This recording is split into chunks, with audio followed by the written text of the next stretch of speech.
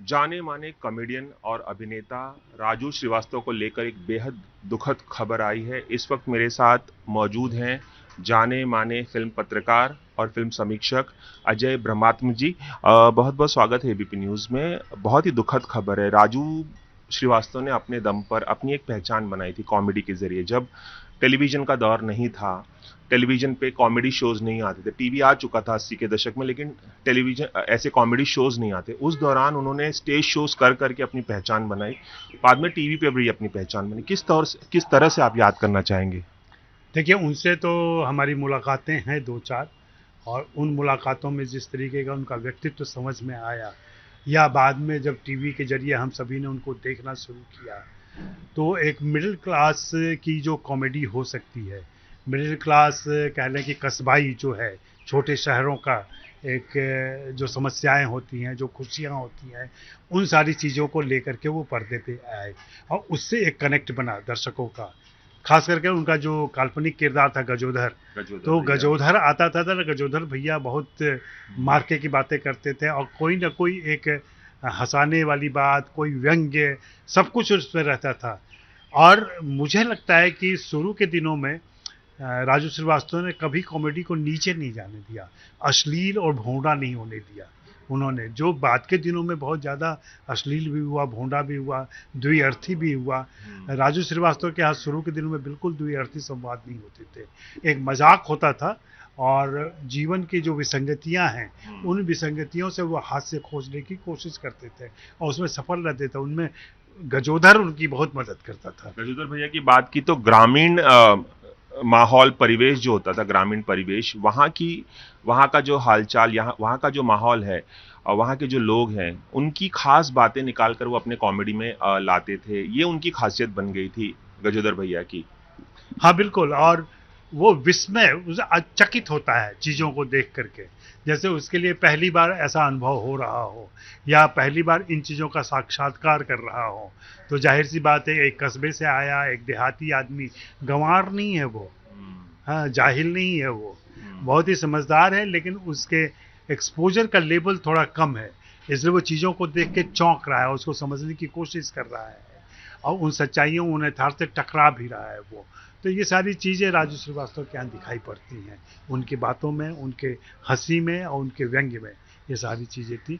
और जैसा कि कॉमेडियन के बारे में कहा जाता है कि जिसको देखते हुए सारी दुनिया हंसती है, वो चुपचाप एक स्थिर चेहरा बनाए रहता है, ये खूबी थी उनमें भी। बहुत और तीक्ष्ण नजरिया था उनका। बहुत बारीकी से सब कुछ ऑब्जर्व करते थे और उस वही बारीकी जो है उनकी कॉमेडी में झलकती थी अक्सर। चाहे वो गांव का परिवेश हो या शहर का परिवेश हो, शहर के लोग हों या गांव के लोग हों, सब कुछ वो समेट लाते थे कॉमेडी में। हाँ, जैसा कि मैंने कहा कि कस्बाई और मध्यवर्गीय, ये दो चीज़ें उनकी खूबी थी पृष्ठभूमि के तौर पर, और इन्हीं खूबियों की वजह से वो ज़्यादा एक्सेप्ट हुए। उनका दर्शक जो है वो शहरी मध्य वर्ग का दर्शक नहीं है, उनका जो ऑडियंस था वो मुख्य रूप से यही कस्बाई ऑडियंस था और छोटे शहरों का ऑडियंस था, जहाँ वे बहुत पॉपुलर हुए। और यही कारण है कि जब बाद में चमकदार कॉमेडियन आए तो उसमें वो थोड़े धूमिल पड़े, थोड़े पीछे रह गए। टेलीविजन पर भी वो जब आए, the great Indian laughter challenge जब आया, टेलीविजन पर भी जब वो जब टेलीविजन का दौर शुरू हुआ 90 के दशक में, खासकर 2000 के बाद जब कॉमेडी शोज आने लगे, तो टेलीविजन पर भी उन्होंने अपनी एक अलग पहचान बनाई। और वहां से उसके बाद कपिल शर्मा और तमाम लोग आए और उन्होंने अपनी पहचान बनाई। लेकिन टेलीविजन पे भी एक खास शख्सियत थे वो, राजू श्रीवास्तव। हाँ, कह लें सैटेलाइट के शुरुआती दिनों में, टेलीविज़न के शुरुआती दिनों में निश्चित रूप से वे एक स्टार थे और उनकी पूछ ज़्यादा थी, उनकी मांग भी ज़्यादा थी और वे दर्शकों को भा रहे थे। बाद के दिनों में जैसा कि मैं कह रहा हूँ कि वे बाकी सारे चमकदार कॉमेडियन और नए ढंग के आए, उनसे वे थोड़ा सा पिछड़ गए थे और वो थोड़ी दिक्कत हुई थी बाद में। राजू श्रीवास्तव की एक खासियत और थी कि वो बहुत अच्छी मिमिक्री भी कर लेते थे। बॉलीवुड के तमाम सितारों की वो मिमिक्री बहुत अच्छे करते थे, खासकर अमिताभ बच्चन की। और अमिताभ बच्चन की इतनी अच्छी आवाज़, इतनी हूबहू तरीके से आवाज़ निकालते थे कि पहचानना मुश्किल हो जाता था कि ये अमिताभ बच्चन ही तो कहीं नहीं बोल रहे हैं। तो एक खासियत ये भी थी, अमिताभ बच्चन की नकल वो बहुत अच्छा करते थे। मिमिक्री हिंदी में मतलब हमारे परिवेश में हर कॉमेडियन कहीं ना कहीं मिमिक्री करता रहता है, और वो मिमिक्री ज़्यादातर हमारे या तो बहुत पॉलिटिशियन जो होते हैं उनकी होती है, जैसे अटल बिहारी वाजपेयी या इस तरीके के लालू प्रसाद यादव की, या फिर फिल्म स्टार्स की होती है जिनकी आवाज़ हम पहचानते हैं।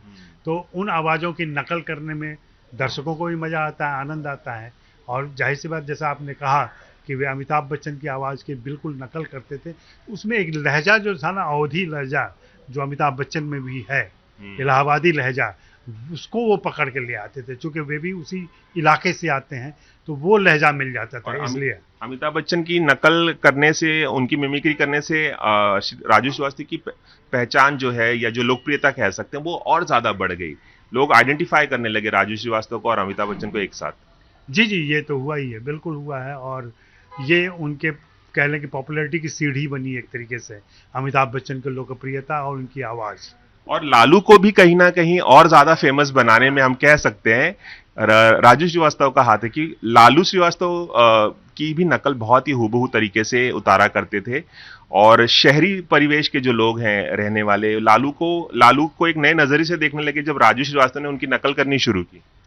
हाँ, लालू प्रसाद यादव, वैसे ये तो मैं नहीं मानूंगा कि राजू श्रीवास्तव की वजह से लालू प्रसाद यादव ज़्यादा पॉपुलर हुए, लेकिन लालू प्रसाद यादव की नकल और लालू प्रसाद यादव के बोलने के लहजे को उन्होंने ज़रूर पॉपुलर किया, और जिसकी नकल बहुत सारे लोगों ने की बाद में लालू प्रसाद यादव की। और शुरुआती दौर में नकल करने वालों में राजू श्रीवास्तव थे। लालू प्रसाद यादव की अपनी एक खास शैली थी जो आप लोगों के लिए बहुत मुफीद होती थी टेलीविज़न के लिए, क्योंकि लालू प्रसाद यादव जब बोलते हैं या जब बातें करते थे ना, तो अच्छा पॉज लेते थे अपनी बातों में, जिससे आपको उनको कट करने में आसानी होती थी। हाँ। तो वो सारी खूबियाँ राजू श्रीवास्तव को भी मिल गई, और जिसकी वजह से दोनों को फ़ायदा हुआ। कह लें कि लालू प्रसाद यादव की एक लोकप्रिय छवि और ज़्यादा पॉपुलर हुई, और राजू श्रीवास्तव खुद तो लोकप्रिय हुई। जाते जाते आप क्या कहना चाहेंगे? कॉमेडी के क्षेत्र का एक बहुत बुलंद सितारा हमने अपने बीच से खो दिया है।